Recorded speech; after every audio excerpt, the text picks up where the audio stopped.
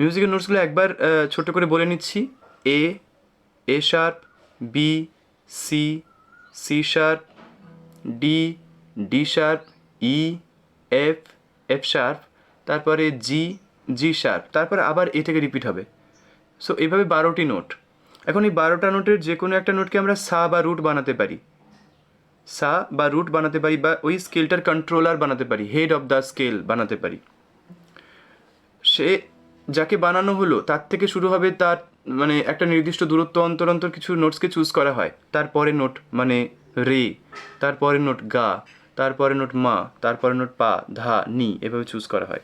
Major স্কেলের ক্ষেত্রে কীভাবে চুজ করা হয়? ফর্মুলাটা হচ্ছে root plus WWH, WWWH, root plus WWH আমি লিখে দিচ্ছি, গ্রুপে চেক করে নেবে। আর ফর রুট, তারপর WWH, WWWH। এখন ডাব্লু মানে কি? ডাব্লু মানে হচ্ছে হোল স্টেপ, আর এইচ মানে কি? এইচ মানে হচ্ছে হাফ স্টেপ। হোল স্টেপ আর হাফ স্টেপ কি? হোল স্টেপ মানে হচ্ছে কোনো একটা নোটের পরে কাকে চুজ করব, তার পরের নোটটা ছাড়িয়ে তার পরের নোটটা। যেমন ধরো রুট আছে জি, জি ফর গ্র্যান্ডফাদার, তাহলে রে কে হবে? ফর্মুলা অনুযায়ী প্রথমে ডাব্লু আছে, তাহলে ডাব্লু ঘর জাম্প করব। জি এর থেকে ডাব্লু ঘর জাম্প করলে কি হয়? জি এর থেকে ডাব্লু ঘর জাম্প করলে জি শার বাদ দিয়ে এ হয়। এই হচ্ছে ডাব্লুর কনসেপ্ট। আবার ডাব্লু শুধু ফরওয়ার্ডেই হয় না, ব্যাকওয়ার্ডেও হতে পারে। ফর্মুলা অনুযায়ী খেয়াল করে দেখো, সাই রুট প্লাস WWH, WWWH, ডান দিক থেকে কল্পনা করো। নয়েস আসছে, সরি তার জন্য। যেটা বলছিলাম, তো ব্যাক সাইড দিয়ে কল্পনা করলে কী হবে? রুট প্লাস H, WWWH, দেখো ডান দিক থেকে কল্পনা করো। তার মানে কি? এদিক থেকে ওদিকে যাওয়া মানে WWH, WWWH মানে কি? সারে গামা পাধানিসা। যদি ব্যাক সাইডে কল্পনা করি তাহলে সানি ধাপা মাগাডেসা। তাহলে সাইড থেকে নিয়ের ডিস্টেন্স কত? এটা আমি একজনকে প্রশ্ন করবো, সৌমুখদাকে প্রশ্ন করি, কতটা বুঝেছেন? সাইড থেকে নি হাফ স্টেপ। তাহলে জি যদি সা হয় তাহলে নি কে হবে?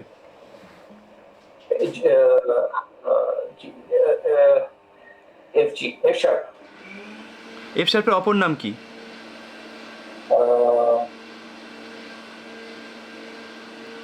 Me minor. Minor. G, G flat. হ্যাঁ, এই যে চর্চাটা আমি এই কারণে প্রশ্ন করলাম, আপনি জানেন আমিও জানি, কিন্তু যতক্ষণ না পর্যন্ত ওই জানা জিনিসগুলো ওপরে আমরা চর্চা করছি ততক্ষণ পর্যন্ত এগুলো একদম জল ভাত হবে না। যেভাবে প্রথম আমার সঙ্গে আলাপ হলে প্রথমে সুকান্তর নামটা নাকি অন্য কিছু, তারপরে বারবার মানে আলাপ হতে হতে ওর নাম তো সুকান্তই, এরকম ব্যাপার। সো এই কনসেপ্টটা খুব প্রয়োজনীয়, আপনারা চর্চাটাও করবেন কিন্তু এই নোটসের উপর দিয়ে। তাহলে একটা নোট হচ্ছে জি, জি, এখানে জি আছে, সা হাফ স্টেপ আগে নি, তাহলে ফর্মুলাটা অনুযায়ী আমরা এটা পারছি যে হাফ স্টেপ আগে এফ শার্প বা জি ফ্ল্যাট। তাহলে এই হচ্ছে ফর্মুলা। তাহলে আমরা ডান দিকেও আপনারা পেয়ে যাচ্ছেন, বাম দিকেও পেয়ে যাচ্ছেন এই ফর্মুলা থেকে। এখন এই লজিক অনুযায়ী সি হচ্ছে সা, সা, সি তো এখানে আছে, হিসেব করলে পেয়ে যাবেন, আপনারা জানেন 5 নম্বর ফ্রেট 3 নম্বর স্ট্রিংয়ে সি আছে। তাহলে সি এর পরে হোল স্টেপ হবে ডি, রে, আবার হোল স্টেপ ফর্মুলা অনুযায়ী গা, তারপরে হাফ স্টেপ মা, তারপরে হোল স্টেপ পা, তারপরে হোল স্টেপ ধা। এখন মাথা রাখবেন 12 + 2 14, 12-র পর থেকে যাই হবে সেটা 12 বা 0 থেকেও অ্যাড হবে, মানে 12 আর 2 14, মানে 0 আর 2 2 ধা। এখানেও 14 নম্বর ইকুয়াল টু 2 নম্বর, কারণ কি মিউজিকের 12টি নোট। তো 14 মানে 2 ধা, তারপরে হোল স্টেপ দেখুন ফর্মুলা অনুযায়ী হোল স্টেপ আছে নি, আর তারপরে হাফ স্টেপ আছে সা। কেউ মিউট করেনি না? ও সৌমুখ দা মিউট, নো প্রবলেম, ঠিক আছে। তাহলে এই হচ্ছে ওভারঅল কনসেপ্ট। এই কনসেপ্টের উপর বেস্ট করে এই সাইড থেকে শেপ, রে থেকে শেপ, গা থেকে শেপ, মা থেকে শেপ, পা থেকে শেপ, আর ঢা থেকে শেপ এখানে চলে এসলাম কেন? কারণ ওই এখানেও করতে পারতাম। ইলেকট্রিক গিটারে বেসিক্যালি এই দিকটাই বাজিয়ে মজা, আমি যেটুকু দেখেছি। অ্যাকোস্টিক গিটারে ডিপেন্ড করে কোন গিটার আমরা ইউজ করছি। এটা যদি কাটওয়ে না হতো তাহলে তোমার এখানে হাতই যেত না, তো 2 নম্বরই ফিরতে হতো। নিতে আর সাথে এইভাবে শেপগুলো ওই জন্য নোট অনুযায়ী কল্পনা করা হয়েছে। এবার আসল বিষয়ে আসি, কার কার সমস্যা হচ্ছে রিজন করুন। 5 সেকেন্ড টাইম দিচ্ছি, হ্যাঁ, যে যখন খুশি রিজন করবেন, তাহলে তো আমার চাপ হয়ে যাবে। 1 2 3 4 5। রিশান দি, না না, তনিমা দি। মিউট মিউট মিউট মিউট, কিছু বুঝতে পারছি না। এই যে বললেন না স্যার 12টা নোটের পর থেকে ওটা 0+2 করে, ওই ব্যাপারটা একটু বুঝিয়ে দিন, যে 12টা নোটের পর থেকে ওই ব্যাপারটা একবার বলে দিন। 12টা নোট মানে এই যে ধরুন 3 নম্বর স্ট্রিং ওপেনে কি বাজে? 3 নম্বর স্ট্রিং ওপেনে কি বাজে? 3 নম্বর। স্বাগত দাও, স্বাগত। ইয়ে ভাই বলো। হ্যাঁ বলছি জি। বলছি জি বাজে, তাই তো?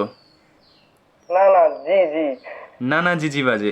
আমরা ধামাল বলে একটা মুভি দেখেছিলাম, ওখানে এরকম একটা ডায়লগ আছে না? এক বার বামান, মেরা নাম এক বার বামান হ্যায়। তো জি পারফেক্ট। তনিমা দি এটা মিস করে ফেললে। 3 নম্বর স্ট্রিং ওপেনে জি বাজে, কারণ E B G D A E string এর নাম, তো ওপেনে তো জি বাজবে, অবভিয়াস ব্যাপার। এগুলো একটুখানি অ্যালার্ট থাকতে হবে। আমি জানি তুমি জানো, কিন্তু কখনো কখনো জানা জিনিস আর না জানা জিনিসের মাঝখানে একটা জিনিস থাকে, সেটা হচ্ছে সঠিক সময় ওটাকে মানে কাজে লাগানো। আমরা অনেক কিছু লাইফে জানি, কিন্তু কাজে লাগানোর সময়গুলোকে ইউজ করতে পারি না। তো ওখানে এই জায়গার উপরে একটু ওয়ার্কআউট করবে। তো জি এর পরে G sharp, A sharp, B C sharp, D sharp, E F sharp, G আবার কোথায় হলো? 12 নম্বর ফ্রেটে, কারণ হচ্ছে 0 আর 0 থেকে শুরু করলে 0 1 2 3 4 5 6 7 8 9 10 11, 12টা হচ্ছে না? 11 নম্বর ফ্রেট পর্যন্ত। তাই 11 নম্বর ফ্রেটের পরে 12 নম্বর ফ্রেট মানে তো ওই নোটটা রিপিটেশন আসবেই, কারণ 13 নম্বর ওর হিসেব মতো 12টা নোটের পরে 13 নম্বর নোট হচ্ছে, কিন্তু 13টা নোট নেই, তার মানে রাউন্ডের মতো করে জিটা আবার ব্যাক করবে, তাই জন্য 12 নম্বর ফ্রেটে গিয়ে জিটা রিপিট হচ্ছে। তার মানে জি শূন্য, তার মানে এটা প্রমাণিত হলো অঙ্কের হিসেব অনুযায়ী 0 equal to 12 freight, 0 freight equal to 12 freight. তার মানে 0-এর পরে 1, তার মানে 12-র পরে 13, 0 থেকে 2 ঘর পরে 2, মানে 12 থেকে 2 ঘর পরে 14, তাই জন্য 12 + 2 14, মানে 0 + 2 2। ওই জন্য যাবতীয় যা এদিকে হিসেব হবে সব কিছু ওদিকে সিমিলার হবে ওই কাউন্ট অনুযায়ী। কোনো ডাউট থাকলে স্টিল বলবে এখনই তুমি। No doubt. এবার কারো ডাউট থাকলে প্রেজেন্ট করবে, 5 সেকেন্ড টাইম থাকলো। 1 2 3 4 5।